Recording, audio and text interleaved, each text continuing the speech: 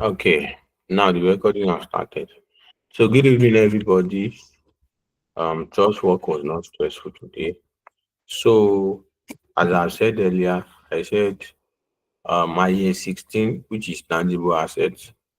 There are some standards they are very related to IES 16, and those standards are very very important in the sense that when we when we say we understand IES 16, when examiner test IES 16, especially in ICANN and ACCA.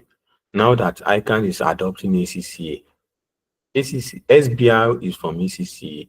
So please, let's be expecting anything about ACCA. And that's why I'm trying to get you exposed to how ACCA questions runs. So our topic for tonight is IES 40, investment property. Just like I said, there are some standards that are very, very close to IES 16. The first one is IES 40. Then on Saturday, I think we are going to move to IFRS 5. Then on Wednesday next week, we will move to IES 20, accounting for government grants and disclosure of government assistance. Then I just want us to take care of all those tangible asset standards. So then we now start moving to other standards, all the share-based payments and the like IES 19. So our topic for tonight is IES 40. IES 40 um, prescribes the accounting treatment when an organization has an investment property. So the first key item we are talking about tonight is the definition of term. The definition of term. So the first term we are going to like discuss tonight is property. Property. So in line with the standard, property is land or building. Land or building or both land and building controlled by the reporting entity. It includes land or property or building or both held by the lessee as a right of use asset. Now, and that's the reason, that's where we are going tonight now. Property. When we look at it in a layman term, in layman time in Nigeria, now when I want to buy a property, I want to buy a property. But the definition according to the standard is different. The standard defines property as land or building or land and building. So there is another instance that the standard is telling us that there are some land in which you are not the one that own it. You lease it. You are a lessee. And that's why I highlighted that lessee. A lessee is an individual that lease an asset. Why a lessor? That's IFRS 15. We are going to do IFRS 15 in August. It's very close to IS 16, so we need to do it on time so that all of them will rhyme together. So lessee, according to IFRS 15, is an individual that leased an asset from another person called a lessor. So in IFRS 16 term, there is lessee and there is lessor. Lessor is the owner of the asset, the owner of that land, the owner of that property. Just like the example I cited when I was discussing about restoration costs and decommissioning costs, I said there are some strategic move whereby an organization that when you want to carry out project, it makes sense for you to lease an asset.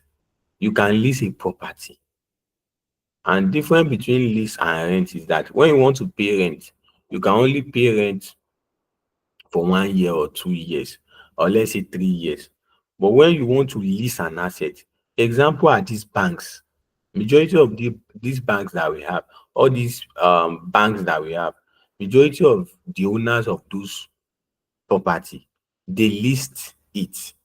They are just going to lease it for maybe 10 years or 20 years. So that's different between a rent and a lease. And we have short-term lease and long-term lease. Although IFRS 16 is not talking about long-term and short-term, it was IAS 17. It was IAS 17, which is the formal lease standard that talks about short-term and long-term lease, where short-term lease is a lease less than 10 years, while a long-term lease is any lease higher than 10 years. So where am I going tonight? When we are talking about property, a property must be controlled by an entity. And that is why I'm trying to break this thing down. You must control it. Now, this control they are now talking here is that there are sometimes you are not going to be the one that will buy the asset too, but you are going to lease it from another person. And that asset, when you lease it from another person, it becomes right of use asset. So when you have a right of use asset, which is otherwise known as ROUA, when you have a right of use asset, the standard says that you are the owner of that asset. In substance, they call it substance over form. In reality, you are the owner of that asset. For how many years? For the lease term. Example, when you lease an asset for 10 years, do you believe that in that 10 years you are the owner of that asset? You are the owner of that asset. In reality, because it is a lease, it is until at the end of the lease that is when you release that asset to the owner, which is called lessor. So question can come out anywhere that you just see IS 14, IFRS 16. I think there's a question like that. I will check it. So that's the reason why I'm trying to like explain this. So property, that's it. Property can be in two forms: the one you buy and the one you lease. Now, investment property. Now, investment property, let's move on. The time is already going. So, investment property is the definition is that an investment property is land or building, or both land or building, held for rental purpose or rental income, or for capital appreciation, or for both. What the standard is saying is that if you remember IAS 16, I said when you have a plant or an equipment or a machine that is held for rental purpose, that is a PPE. Do we remember? Do we remember that? Can we signify? Can you use your emoji if you can remember what I just said now? I said when you have a plant, a machinery, an office equipment, or any other asset that is held for rental income, it is not an investment property. It is a PPE. It is a PPE. It is only a land or building or land and building held for rental income. That is investment property. Please, let's get this term very well. Let's get all this term. It is very, very important. Let's get it. Only land and building that is held for rental income. That is investment property. But when you are talking about plant, machinery, motor vehicle, and the likes, when you are now earning income from it, it is not an investment property. So now, this means that investment property generates cash flows largely independently from other assets held by the entity. It must be owned by the reporting entity or leased to the reporting entity as a right of use asset. Please, let's take note of that. When it comes to tricky question, those are the things that we need to know. Now let's move to owners occupied property. Owners occupied property. So what is owner occupied property? Owner occupied property is like a property that is used for production, or supply of goods or services, or for administrative purpose. So invariably, when you hear owners occupy property, that is IAS 16. So IAS 40 also defines what is owners occupied property. That you should take note to. This is not an investment property. It is PPE. And that's why they say a property held by the owner or by the lessee under a finance lease. Under a finance lease. I'm still going to talk about finance lease and operating lease. So, who is a lessee? A person that lease an asset from another person. The person, I am a person, I'm Mr. A now. I now have Mr. B. Mr. B is the owner of that asset, is the owner of that property. I now lent, I now lease that asset from Mr. B. So I am a lessee. So under a finance lease, and that is very key again. We have operating lease and finance lease. Okay, let's pick it one after the other. Later I'll be explaining finance lease and operating lease because it is very, very key. In short term, a finance lease is a lease that transfers risk and reward. A lease that transfers risk and reward to the lessee. In a finance lease, a lessee is the owner of the asset because the risk and the reward has been transferred to him. But operating lease is a type of lease in which the lessor retains the risk and reward. The lessor retains it. That means you are just renting it out. So you are the one that will be collecting the rent every year. You'll be collecting and you'll be maintaining the house. That's why they call it risk and reward. But finance lease is a lease that transfers what? It transfers risk and reward to the lessee. So now owners occupied, what are they saying? In a long run, to cut the long story short, owners occupied property is a PPE. It is a PPE because the property is held by the owner for what? For production purpose, for supply of goods and rendering of services, and for administrative purpose. So and when you held any property for all these reasons, it is a PPE. So now let's move on. Let's move on. Let's move on to fair value. Now, fair value. Fair value is prescribed by another standard called IFRS 13. IFRS 13 is fair value measurement. So IFRS 13 talks about extensively about what is fair value, how can you determine fair value, then the principal market and the active market and the likes. So IFRS, where fair value is coming here is that it really makes sense when you are valuing your investment property. It really makes sense to use fair value. When the time comes, I will explain it better. So IFRS 13 defines fair value as the price that will be received to sell an asset or paid to transfer a liability in an orderly transaction between market participants at a measurement date. At a measurement date. So that's the definition of fair value in line with IFRS 13. So now carrying amount. So carrying amount is the amount at which an asset is recognized in the financial statement. When you look at the financial statement of any organization and you see PPE there, that's the carrying amount of the PPE. That's the carrying amount of the PPE. Carrying amount in a simple layman term is net book value. When you say your costs minus depreciation, your cost minus accumulated depreciation or minus accumulated impairment loss, if any. So carrying amount is the amount at which an asset is recognized in the financial statement. Now, value. Cost value. What is cost? So the standard also defines what is cost. Cost is a cash and cash equivalent paid or fair value of other consideration given to acquire an asset at the time of its acquisition or construction.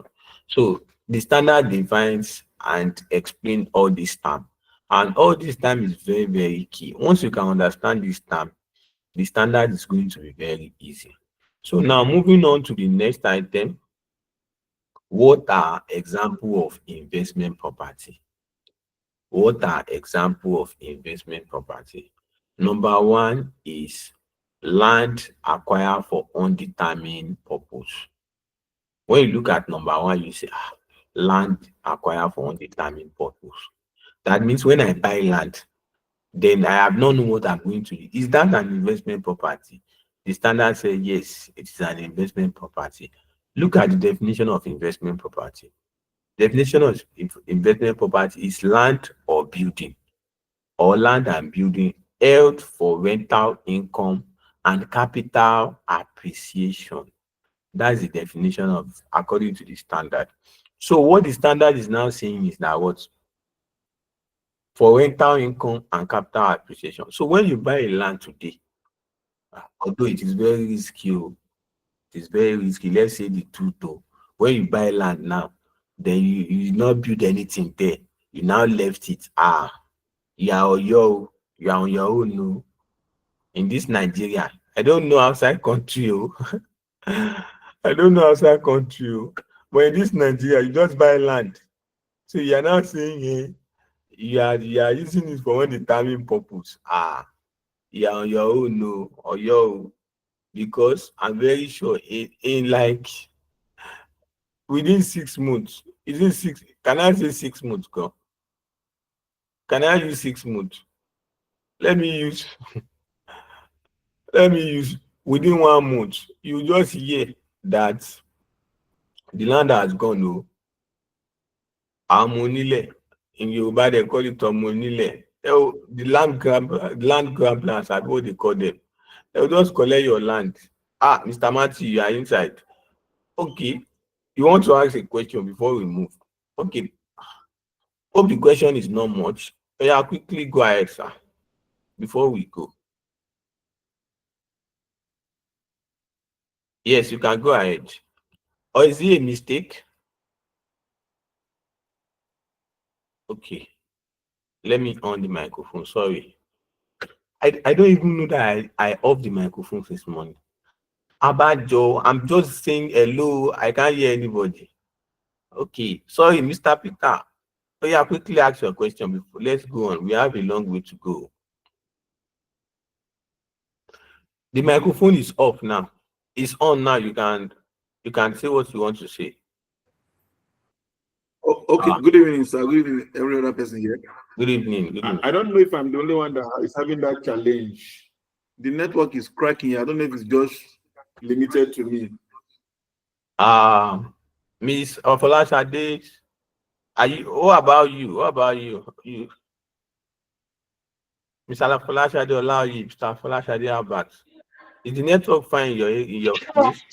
Yes, Network is the fine. network is fine. Network is fine. I The can hear network you Can is you? very fine. well. Yes, I can hear you very well. The network is fine from my end. Okay, okay. What about Mrs. Sadiola? Is your network fine? Yes, the network is okay. Okay, okay. Okay. Miss Sharon just joined us. We can't really see. Maybe our network is stable. So, Mr. Peter, I think it's your network. I think it's your network. But at least you are managing it, right? So the network in Nigeria generally is bad. So what are we going to do? We are just going to manage it. So please let's go on. Example of investment property. Now, number one is land acquired for undetermined purpose. Now, when you look at this, you see that this is controversial. That land I acquire for undetermined purpose. How is it going to be an investment property? Yes, it's an investment property in terms of capital appreciation. When you buy land in some areas, in some active areas, the land is going to appreciate. The land usually appreciate. In fact, at all time, land always appreciates. It is only on rare occasion that land depreciates.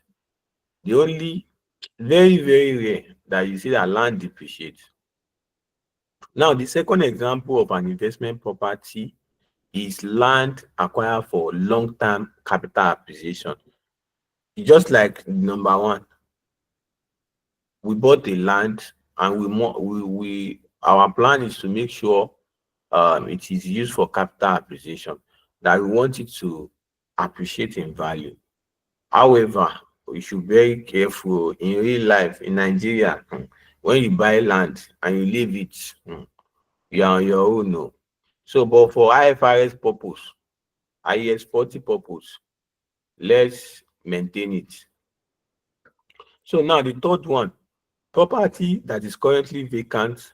However, the intention of the owner is to lease the property under an operating lease. Under an operating lease. So I think I need to explain operating lease and a finance lease now. Because if I don't explain those two of them, this example 3 and 4 is going to give us issue. So now, number 3 is that a property that is currently vacant. However, the intention is to lease the property under an operating lease. So what is an operating lease? What is a finance lease? So just like I said earlier, I said an operating lease is a lease that the owners of that asset, the lessor, the owner of the asset is called lessor, retains risk and reward. Retains risk and reward. In fact, in line with the standard define operating lease as a type of lease other than finance lease. It is only finance lease that the standard defines, but I try to like expatiate it that operating lease is a type of lease that transfers risk and reward. It is very, very important. Let's just stick to it like that. Or please, do we get that gist? Or I try maybe I should try to expatiate. Do we get that operating list and finance list? Or I should try to expatiate. Hello? We get it. Okay. Oh, Mr. Adiola, Mr. Peter, are we fine with operating list and finance list? Or we should talk more, we should bring it out so that we can all understand. Hello? Okay. I think they understand. So let's move on. Operating lease is a lease that the lessor, the owner of the asset, the owner of the asset transfer risk and reward to the what? To the lessee. I am a owner of an asset. I now retain my asset. I rent it out. I'm now collecting rental income. And that is why example 3 makes sense like that. Example 3 says a property that is currently vacant, which the owner leases the property under an operating lease. I have my building, then it is an operating lease. So I retain my risk and reward. I continue to collect my rent and I'm maintaining my house. So the rental income I'm generating is the rental income of IAS 40 according to the definition. Now, then the fourth example is property acquired under a finance lease, which is to be leased out under an operating lease. This is very, very tricky, but let's get it. A property acquired under a finance lease. What is a finance lease? A lease in which the lessor transfers risk and reward to the lessee. So now a property acquired under a finance lease. I am company A and now I acquire a property. I lease a property under a finance lease. What finance lease is saying is that for the next 10 years, for the next 20 years, I am the owner of that asset. That is called a finance lease. A lease that transfer the ownership of an asset to another person. So for that lease term, example, let's say 10 years, when it is a finance lease, that for that 10 years, so I am the owner of that asset. In my financial statement, I will call it a right of use asset. In my financial statement, I will call it right of use asset and I will depreciate it based on IAS 16 depreciation method. So when we do IFRS 16, we will talk extensively on that. So finance lease, I acquire a property under a finance lease. That means in 10 for the next 10 years I am the owner, which is to be leased out under an operating lease. So I now did what? Since I am the owner for the next 10 years, I'll now lease it out under an operating lease. That means me, I'll now give it to another person. Then I'll now be collecting rent. And that's how example 4 now works. But if you did not calm down very well, it will be like tricky. But it is not tricky at all. I have the property for the next 10 years. For the next 10 years, I can lease it out again for small business that need small rent, small shop. I can lease it out again. So that is an operating lease. So that is an example of investment property. Now let's move on. Let's move on. Now the next item is, what are not example of investment property? There are some items that are not, there are some property that are not investment property. What are not investment property? Let me use this. What are not example of investment property? Let me use this simple English. What are not investment property? So number one is property held for administrative purpose. Another name is owners occupied property. When you have a property that is used for administrative purpose, example head office, when you have an head office that is used for administrative purpose, that is a year 16, that is a PPE. Now, a property in production or in the course of rendering services, a property you bought that is used for production, example, factory building. When you buy a factory that you are using to produce your goods, that property is IAS 16, is a PPE, it is not investment property.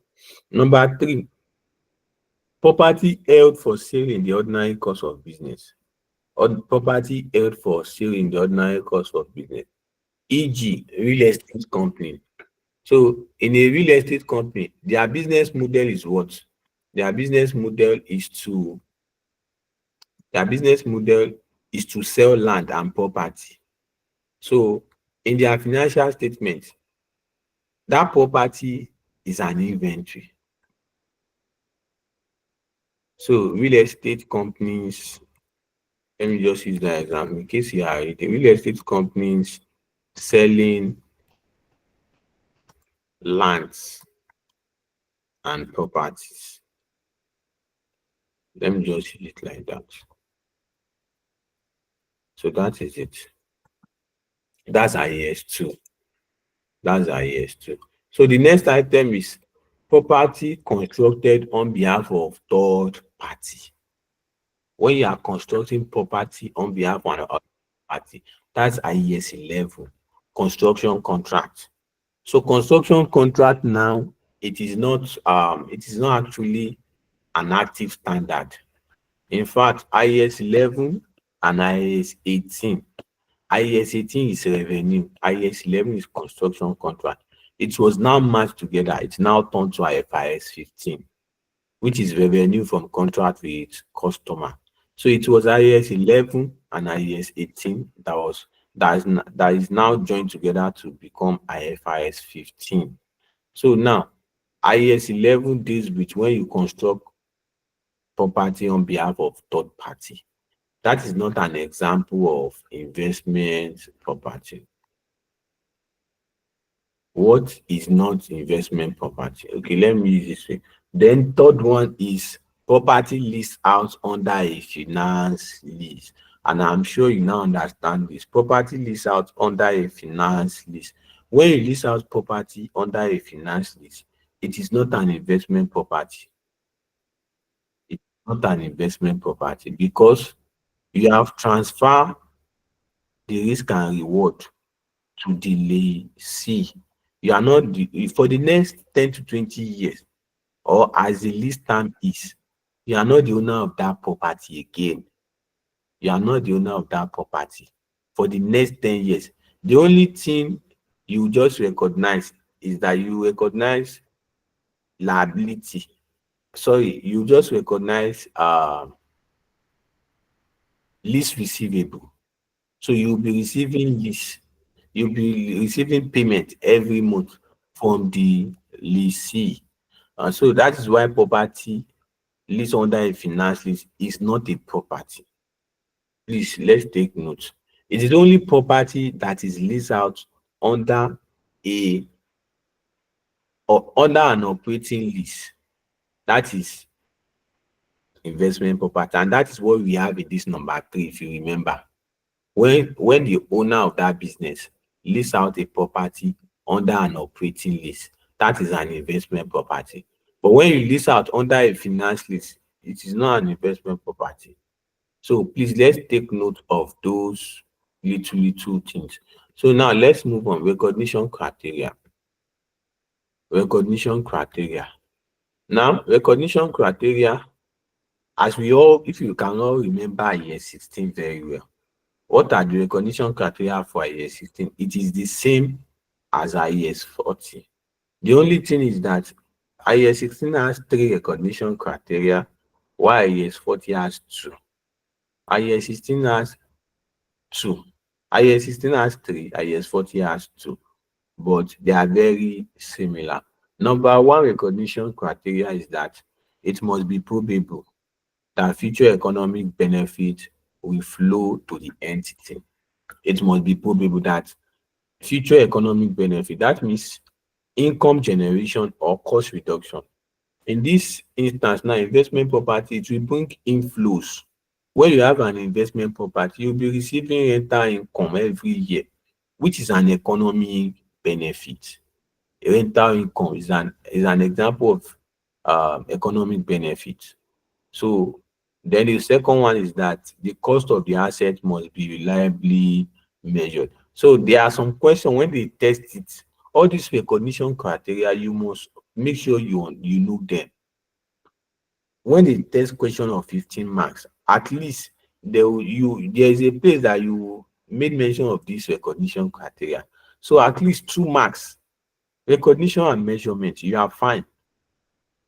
Except if the question is calculation. So that is recognition criteria of investment property. Now let's move on to measurement of investment property. That's the next item. Measurement of investment property.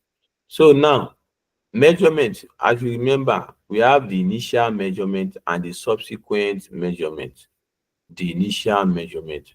What is initial measurement? It is on day 1 when we acquire an investment property today. I remember we are all accountants. When you buy a property today, you see that money in your bank statement. You just see, let's say 100 million in the bank statement. How are you going to post it? Assuming you buy an investment property today and you see it in your bank statement, how are you going to post it? That is initial measurement. That is initial measurement. On day 1 in your financial statement, what are you going to do? You are going to just debit your investment property, then you credit your what? You credit your bank. So that is what initial measurement is talking about, because investment property, but IS 40 is now saying on day 1, which is initial measurement, investment property should be measured at costs. Should be measured at costs. Now, let me now quickly throw out a question. Is it all assets? Is it all assets that should be initially measured at costs? All assets, like PPO, investment property, all assets. Is it, let me put it in this way. Are there some assets in which we are not going to measure at costs on day 1? Are there some costs? Let me put it in that way. Are there some assets that on day 1, no, we are not going to measure it at cost? I said this thing last week. Except grants from government. Thank you, ma'am. That is government grants. So when you receive grant from government, instead of you to debit that government grant at cost, no, you debit it at fair value. At initial measurement, it is at fair value. Please, that is at years 20. So that's the reason why if someone Like in ACCA, those ones, if they use question, they can use question to kill you. They can use question to kill you. They will just bring question like this. If you don't read the standard very well, you just be counting leg over, leg over, leg over, leg over. So all these things, it is very, very, very key. It is very, very key. So investment property should be measured at cost. The cost should take into consideration of all directly attributable costs depending on the circumstances. Example is borrowing costs. When you construct an investment property, you know, if you remember very well, it is an investment property that you construct. It is going to be a qualifying asset, right? Am I right? An investment property that we construct, is it going to qualify as a qualifying asset or not? It should be. It should be, right? Yes, Yes. it should be. Because for you to construct a building now, at least it will take at least, even though money is available, it will take at least 3 months. It will take 3 to 6 months. So it will take time. So it could and it could not. It could and it could not. But most of the time, an investment property will be a qualifying asset. So and when you have a qualifying asset and you borrow loan, borrowing cost must be capitalized. It must be added to the cost of the asset. That is what IEX 40 is saying here. Depending on the circumstance, number one is borrowing cost. When it qualifies as a qualifying asset, you will include the borrowing cost. Number two, present value of dismantling cost. In that instance, when it is a right of use asset, when you lease that property, when you lease a property, do you know that it is possible there will be a dismantling cost, which is IS 37 requirement? IS 37 says what? You should find the present value, discount it to present value, then add it to it. Then number three is professional fees. When you buy that, when you buy that land or property, the valuers, the lawyers that you engage, the professional fees you are going to pay, they are part of the cost. While the last one is other directly attributable cost. I should have added to that number four. In case there is a question, no, you just use it to end a mark because that point it is a mark of other directly attributable cost. So now let's use subsequent. Let's go back. Let's go to subsequent measurement. Subsequent measurement. That means at the end of year one, oh, at the end of year one, how are we going to measure it? So now, IAS 40 says we can use either cost model or fair value model. We can use cost model or fair value model for subsequent measurement. What is cost model? Under cost model, the carrying amount is the cost minus accumulated depreciation minus accumulated impairment loss. Note, for the purpose of depreciation, land should be depreciated, land should be separated from building, sorry, even though they are acquired together. Land should be separate. If you remember very well in our IES 16, if you remember that land is not depreciable, but building is depreciable. So you must separate land from building. Let me highlight it in case when you are reading it. Land should be separated from building, even though they are acquired together. It is very, very important. When you see a question that they said you should use cost model, you must separate land from building because land is not depreciable. Now, fair value model. So now let's move to the fair value model. So what is fair value model? Under this model, the carrying value is the fair value. Is the fair value. The carrying value is the fair value. That means under fair value model, we are to do what? Under the fair value model, you are not going to use cost. You are not going to use calculate depreciation. You are not going to calculate impairment loss. It is just fair value you are going to use. How? Let me explain further. What fair value model is saying is that at the end of every accounting year, just go and hire a valuer, a professional valuer or a professional surveyor. That's what I want to value this my property in Abuja. Please, how much is it? Help me value it. So immediately you value it. Now the valuer now told you that property is now 500 million. That is the value you recognize in your financial statement. So this year, assuming this year, assuming last year, sorry, assuming last year the property was 450 million. But at the end of the year, you now engage a valuer. You now said, okay, valuer, please help me value my property this year as at December 2025. Now the valuer now told you that it is now 500 million. So there is an increase, Abi. That is a fair value gain. That is a fair value gain. And fair value gain will be recognized in the P or L account. So that is how fair value model works. Now we should all take note that fair value should be determined in line with IFRS 13. There is a model, there is an approach in IFRS 13. That is why IFRS 13 is very, very key. It is called principle of highest and best and use approach. Principle of highest and best use approach. It is the model, it is an approach you use to value your investment property.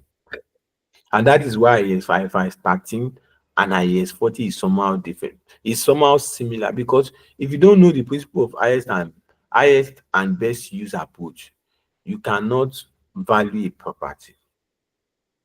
So there are just three approaches there that talks about it. So now that's what IAS 40 is saying, that given the fact that investment property is a non-financial asset. If you remember very well, I said it. Oh, sorry, okay. I said it in skill level. There are two types of assets. Apart from current asset and non-current asset, there are financial assets and non-financial assets. Financial assets and non-financial assets. Financial assets, okay, maybe when we are discussing about the syllabus, I made mention of it. Financial assets are financial instruments. They are financial instruments. While non-financial assets are tangible assets. Tangible assets, something that is tangible. Example is the PPs and the investment property. Then we have intangible assets, which is assets you cannot see. That's IAS 38. So IFRS 13 requires that principle of highest and best use approach should be used when you are valuing your investment property. And please, it is very, very, very, very important. Under the fair value model, investment property is not depreciated. Hmm. All these key things is very, very key. When the examiner want to catch students, these are the things they will be including in the question. You will now be using depreciation, whereas it is wrong. Under fair value model, investment property is not depreciated. Now, the fair value gain, when you have a fair value gain, it will be recognized in the P or L account under the investment property. So now let me quickly ask a question. Under IAS 16, the fair value gain, where did we take our fair value gain to? Under IAS 16. Let me ask that question. Yeah. I can't hear you, Mr. Falashade. Mr. Falashade, allow you. You said what? We take it to OCI. Thank you, man. So we should take note of that. In IAS 16, your fair value gain or evaluation surplus is going to OCI. But in IAS 40, your fair value gain is going to P or L. That's why I highlighted it. It is very, very important. Because when you see a scenario, they will now tell you that property, they now describe that scenario. This property is an investment property now. Since we had it for rental income, they will now give you fair value gain. Now they will now expect you that where are you going to take fair value gains? Are you taking it to OCI or P or L? So we should take note. When it is investment property, your fair value gain is going to your P or L. But when it is IAS 16 PPE, your fair value gain or revaluation surplus is going to your OCI, other comprehensive income. Please, let's take note of that. It's very, very important. And under the fair value model, there is no impairment. There is no impairment. There is no impairment because the carrying value is the fair value. How much is my asset worth now? You just hire a professional valuer to value your land. So you are not wondering about, you are not like talking about depreciation or impairment. So that is it. So that's the key terms that IS 40 talks about. So we are now moving to the next other issues. There are some other issues that IS 40 talks about. In sense that when you see question, those questions can come in all these form. This any question on IS 40, they can test fair value model, they can test all these other issues. So the standard also talks about other issues. So before we move to other issue, we have discussed about examples. We have discussed about what are the examples, the recognition criteria, the measurements. Do we have any question before we move to other issues? Do we have any question before we move to other issues? No question, right? Sorry, this given the fact that investment property is a non-financial asset, I don't understand that part very well. Okay. Now, as an accounting graduate, as majority of us, we are all accounting graduates, or we are non-accounting graduate. Then we now entered through ICANN. We are now accounting students. Now, there are two types of asset that is very, very popular: current asset and non-current asset. Am I right? When you hear asset, it is fixed Yes. asset though. It is non-current asset. That's what we know. But when we are like getting advanced in accounting, we are going to differentiate assets into three parts. Number one, into two. Number one is financial assets and non-financial assets. They are also liquid assets. They are also intangible assets. So assets, when you hear assets, there are so many types of assets when it comes to advance. So number one is fine. Number one, according to how they arrange it, is non-financial assets. What are non-financial assets? Non-financial assets are tangible assets. Assets that you can see and then you can touch. That are non-financial assets. Example is PPE. When you say something is PPE, it's something you must be able to see and touch. Example of PPE, you have property, we have land, we have machinery, we have plants, we have equipment, we have furnitures. Those are type of our assets, abi. Those are non-financial assets. Why? Because you can see and touch it. You can see and touch it. Out of all these assets I mentioned, is there anyone that we cannot touch? Maybe I'm talking jargons. All these assets that I made mention now, is there anyone that we cannot touch? I'm asking a question to everybody. No. We can see and touch them, abi. That is why they call it non-financial assets. Any asset that you can see and touch, it is a non-financial asset. But we now have financial assets.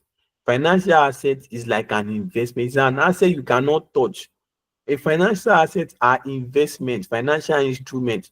When I have a shares now in FBN, in Zenith Bank, in Access Bank, can I touch it? I'll just see it in my on my phone that I have an investment too. I have a shares too. I have it. I can just be seeing. I cannot be seeing paper or be seeing screen. Can I touch that investment? Please, I'm asking. Can I touch? No, no. So that's why it's called financial assets. That's the difference between non-financial asset then financial asset. Then we have liquid assets. Liquid assets are assets that can be converted into cash. Assets that can be easily converted to cash. Example are your bank, your receivables, your short-term investments, your inventories. You know, if you have inventory now, when you need money, maybe you sell your inventory and you have your cash. Your receivables, people are owing you money. What are you going to do? You are going to go and meet them. I need my money. Then you collect your money. So they are liquid assets. And liquid assets, in accordance with IES 7, they call it cash and cash equivalent. In somehow. So, but don't let us get it twisted. Liquid assets, they are assets that can be easily converted to cash. We have financial assets, we have non-financial assets. Then we have intangible assets. Intangible assets, assets that you cannot see, that you cannot touch, rather. An intangible assets, identifiable non-monetary assets without physical substance. That's the definition of IS 38. Identifiable non-monetary assets without physical substance. That's the definition of IS 38. When you say intangible asset, something that does not have physical substance. So when you hear tangible asset, something that has physical substance, that is it. So Mr. Folashade, Albert, are you fine now? Yes, please. Thank you, sir. All right. So please let's go on. Do you have any other question before we go? Our time is going. Okay, let's move on. Let's move on. I know people will have been eating or sleeping now. And that's where everywhere is just silent here. Okay, no problem. Let's move on. Let's move on. Other issues. Other issues. Now, IS 40 discuss about other issues when dealing with investment property. Number one is property held for dual purpose. Number two is ancillary services. Number three is property occupied by employee. Number four is investment property in a group. That means investment property in a business combination. That means when we are talking about group accounts. So when you look at these other issues, IS 40 specifically discuss about it because there are some instances where there are some circumstances where some things will happen. You now be thinking that, wait, how am I going to do it? A good example of the first one is property held for dual purpose. A simple example is I have a property. I have two-story building property. Now, the first and second floor, sorry, the first floor is an office. I am the owner of that property. That property is big. The first floor, entire first floor is my office. However, the second floor and the last floor, the ground floor, I now rent it out. I rent it out for like, I rent it out. So when you look at it, okay, is the lecture be uploaded? Yes, no problem.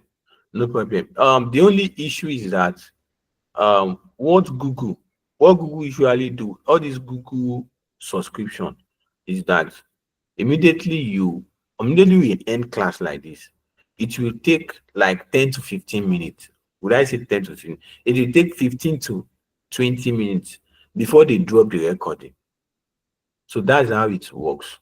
So, but immediately they drop the recording within 30 minutes. What I noticed that they will drop the recording to my mail within 30 minutes. So immediately we finish this class by 10:30. The class will end by 10:30 because I don't want us to solve any question tonight. People will be sleeping. People will be sleeping. In fact, nobody will even answer me. So I want us to solve question on Saturday.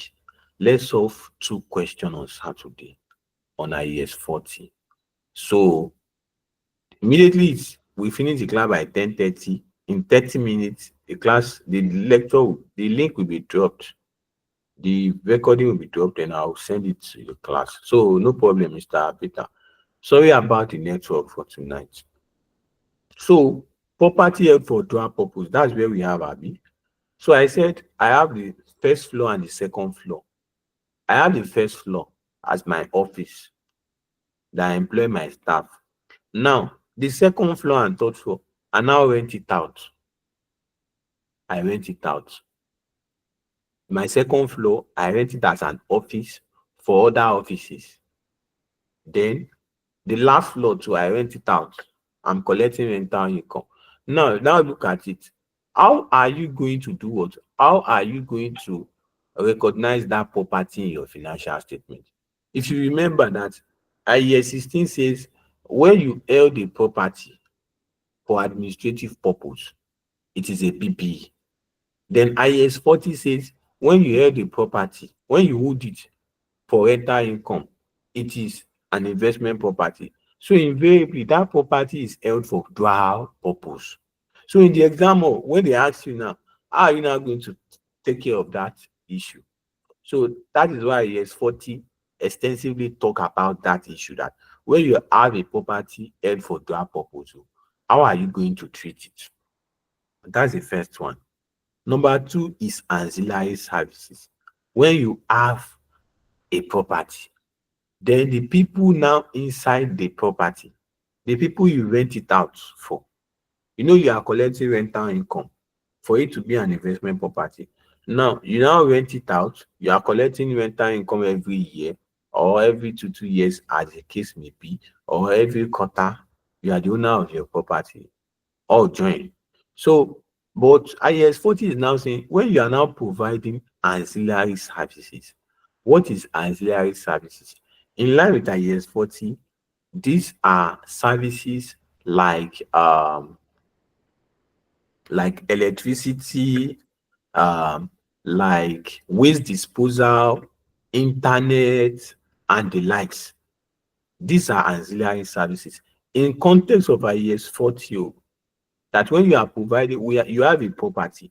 So the people that are not the people that are now living inside the property, you are now providing them service again.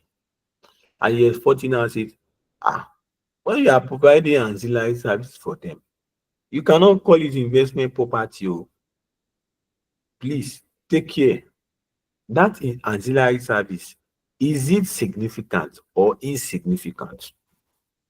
You have to ask yourself question. This thing that you are doing, is it significant or insignificant?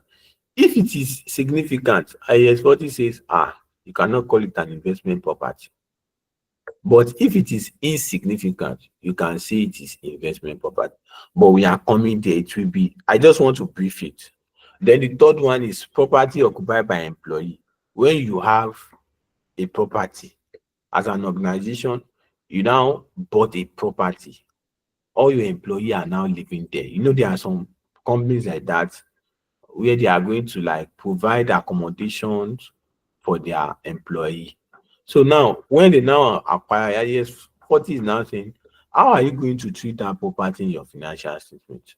Then the last one, investment property in a group between parent and subsidiary. When both of them has investment property, how are you going to call it? So now let's talk extensively on them now. I just needed to brief them. Let me now slow down now. Property held for dual purpose. Property held for dual purpose. So now let's pick it one after the other. Property held for dual purpose. So now, when you hold a property for dual purpose, IS 16, IS 40, sorry, says you should recognize both rental income and administrative purpose if separation is possible. That means when you have a property for dual purpose, you are going to do what? You are going to recognize PPE and you recognize investment property. You divide that property into two. If and only if separation is possible. Let me highlight it as, let me bold that statement. If and only if separation is possible. If and only if separation is possible. If separation is not possible, IS 40 says another thing. If and only if separation is possible. Now, IS 40 is now saying if separation becomes possible when the portion held for rental purpose can be sold separately in a transaction, can be sold in a separate transaction without affecting the entire property. If separation is possible, that's point number one. Then separation becomes possible when the portion held for rental purpose can be sold in a separate transaction. Now, let me now ask a question now. Maybe let me ask a question now. Now, my example, the example I cited, is separation possible or not? The example I cited when I want to explain dual purpose, property held for dual purpose. Is separation possible? No. Yes, it is. It is, Abi. Mr. Folashade Abba say it is not. Can you tell us more? Why do you say it is not? Separation is not possible. You said one is on the ground floor, one is on the second floor or something. Yes. Yeah. So if they're on the same building, how do you separate it?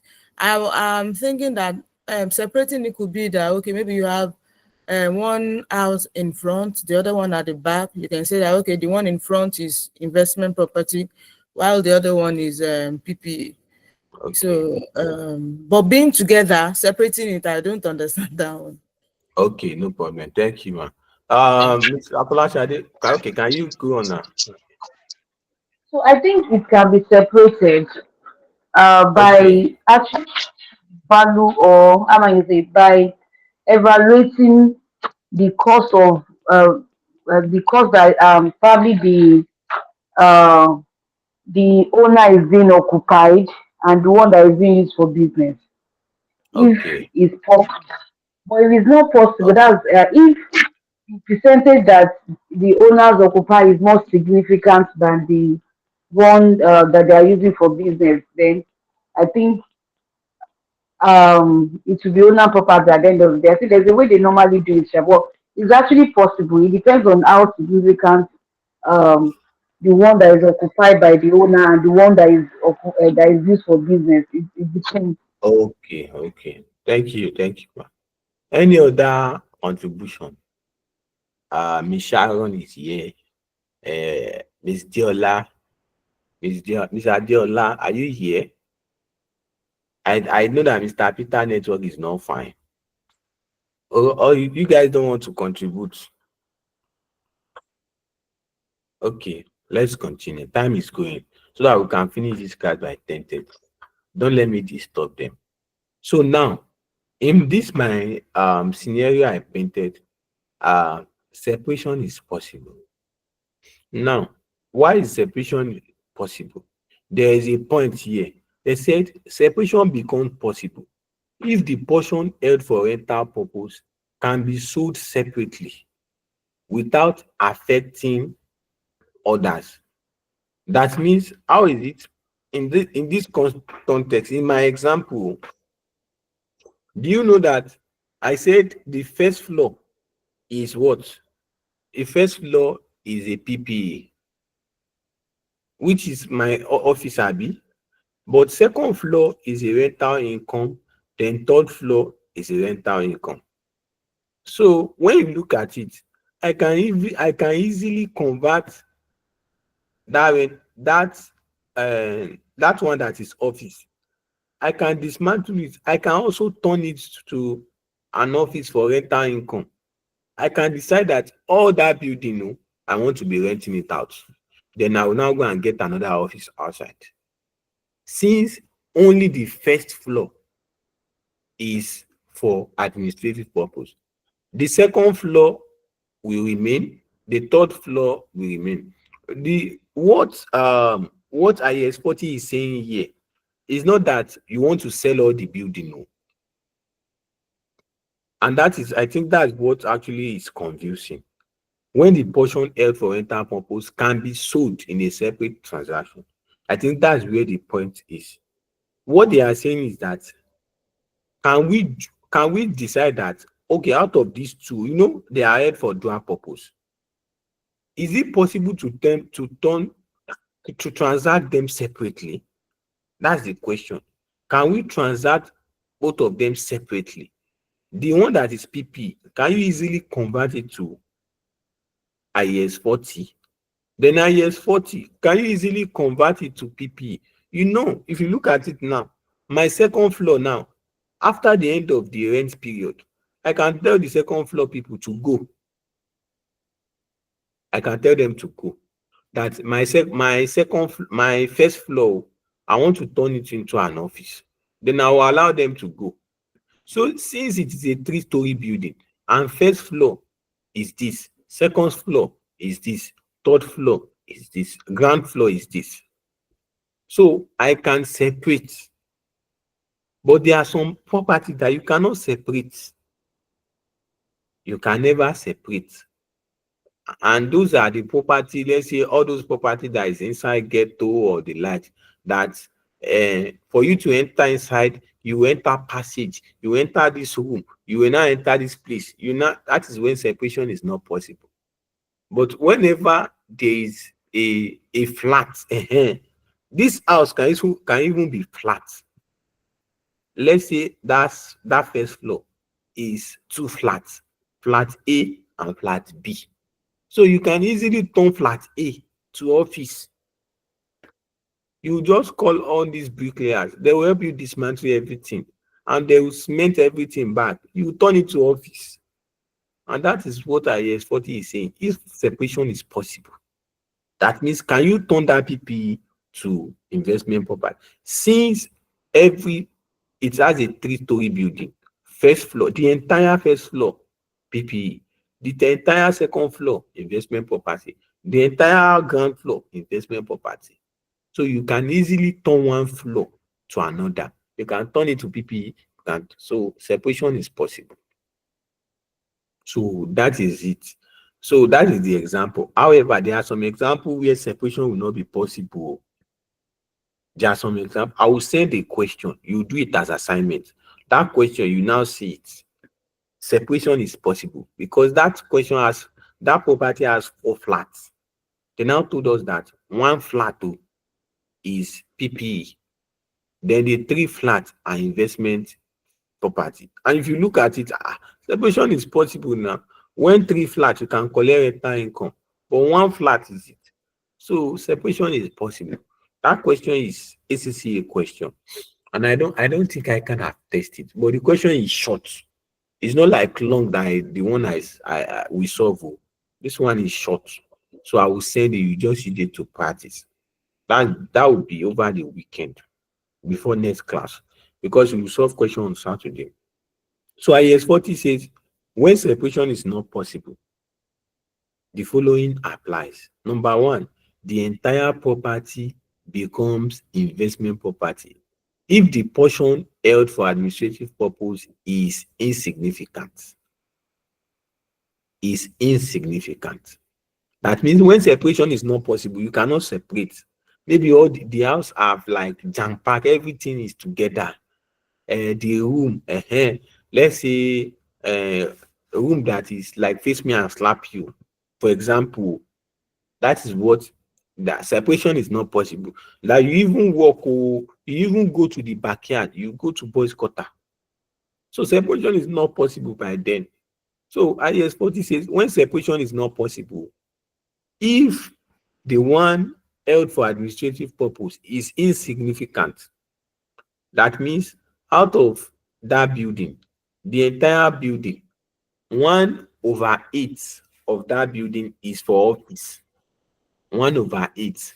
Why 7/8 is why 7/8 is for investment property. So IS40 is saying when it is significant and when it is insignificant. So number one is administrative purpose is insignificant. That means out of 8 rooms, let's use this example. Out of in a house now, there are rooms there. Face me and slap you, face me and face you, face me and face you, face me and face you. Now there are now 8 rooms. However, there are some people that they don't have money. They just collect one room. They are using it for office. So out of that 8 room, only one room is used for office. So what are you going to call it? You are going to call it investment property because the one used for administrative purpose is insignificant. It's just 1 out of 8. So then number 2 is saying when the entire property will become PPE if the one held for rental income is insignificant. So hope we understand that. Hope we are good. Can we move on now? Yes. Okay. Now let's move on. Let's move on. Auxiliary services. Auxiliary services. So there's a question in ICANN Park. There's a question in ICANN Park. I said ICANN Park.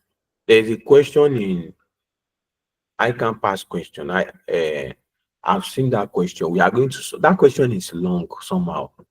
So when I look at it, we are going to use like at least 1 hour. So let's now assume we start solving by 10:30. Are we going to solve till 11:30? So it does not make sense. So let's just discuss about IS40 tonight. Then by Saturday, I said by our next class, then we solve the question. Now IS40. Ancillary service. Ancillary service includes provision of food, internet, security, and entertainment. So IS40 says if this ancillary services is considered to be significant, such property should be recognized as investment property, e.g., hotel building. So now, example now, I have an hotel. I don't have an hotel, but let me use the example. I have an hotel.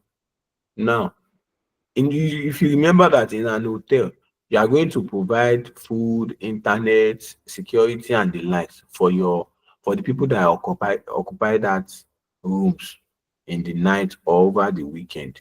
So IS40 is saying that immediately that those services are significant, that property should be PPE. It should not be an investment property. However, if it is insignificant, when those services are insignificant, then you should recognize it as an investment property. So that is what IS40 is saying here. Example is hotel. When you have an hotel building, in an hotel, you are going to provide internet, security, what is it again? Even DSTV.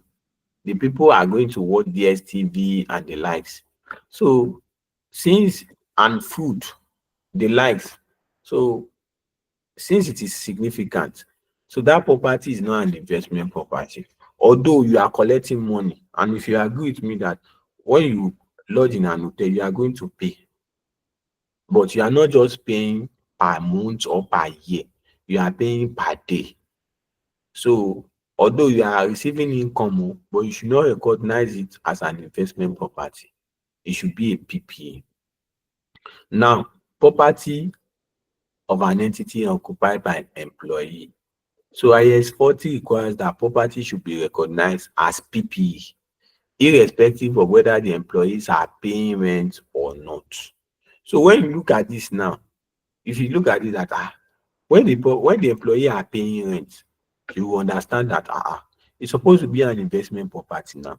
But IS40 knows wait, When you say you buy you purchase a property and your employee should be there, are you going to give it to your employee at the market rate? No, it's not going to be at the market rate.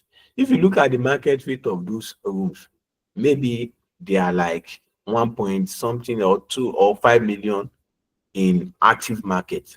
However, when they are your employees, you are going to lower it.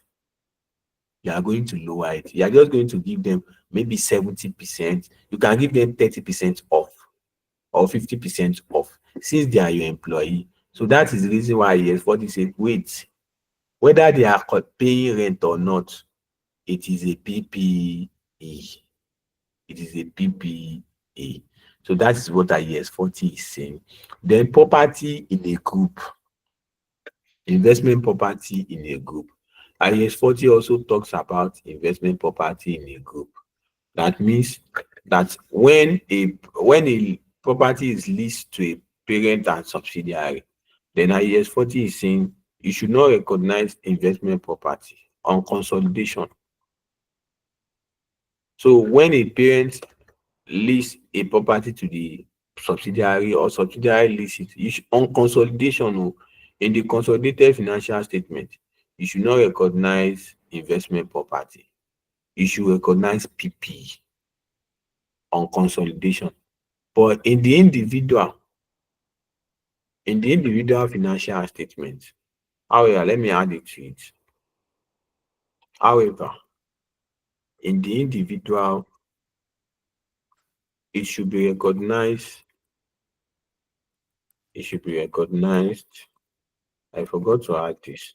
It should be recognized as an investment property in the individual financial statement. It should be recognized as an investment property in the individual financial statement. If you remember very well, your IES 27, IES 27 is separate financial statement. Separate financial statement. So apart from the group account that we usually prepare, that parent company, if you like, you can prepare separate financial statement in line with IES 27. So in that separate financial statement, that's why IES 40 is saying that even though you lease that property from your subsidiary or you lease it to your subsidiary, recognize it as investment property. But on consolidation, in the group account, please don't call it investment property because parent and subsidiary, they are the same. So it should be recognized as an investment property in the individual financial statement. I'm sorry, I'm just adding this to it. Though. I'm sorry. So it's type of emergency. So these are what IES 40 talks about majorly. These are the key things IES 40. IES 40 is a very interesting standard. A very interesting standard. So this is where we are going to stop the class tonight. This is my plan that we are going to discuss about investment property. Let's get the meaning. I'll send the note tonight and by 11, because I still need to do some things, I'll send the recording for Mr. Char to look at it. I think Miss Sharon to join very quite late, so everybody can just be fine. So, do we have any question before we move on? Yes, please. This last part, I didn't get it very well. Okay, investment property in a group. Now, I have two companies. I have company A and company B. Company A is the parent company. Company B is the subsidiary company.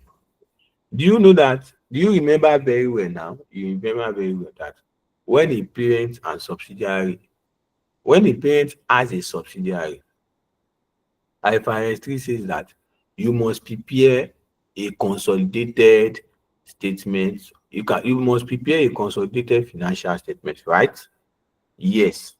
you must prepare a consolidated financial statement. This is Yeah. a must, except there are some criteria. And I remember I said it last diet when we are in APS, but now I will talk extensively on it. There are some instances where a parent company will not prepare consolidated statement of financial position and POL. But that's by the way. So now what IAS 40 is now saying, when company A being uh being the parent company now leases out another property to company B, thereby company A is a lessor, then company B is a lessee. He now lease that property to company B for let's say 20 years. Now in the year one, originally, originally, since it is a finance lease, do you know that that lease, now let's look at it. That lease is now an operating lease.